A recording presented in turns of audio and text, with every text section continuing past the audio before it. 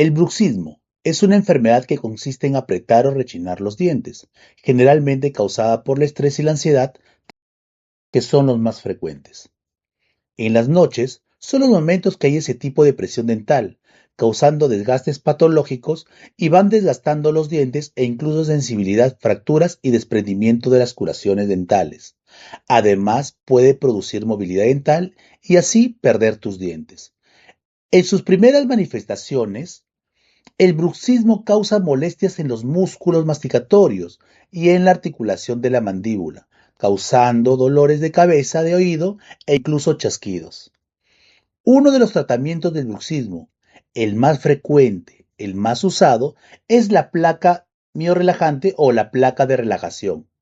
Esta placa lo usas en las noches para dormir, te ayuda a que no desgastes tus dientes y evita las fracturas. Pero este tratamiento es en el caso que tu bruxismo recién se está iniciando. En el caso del bruxismo, ya sea moderado o severo, lo que necesitas es un tratamiento integral.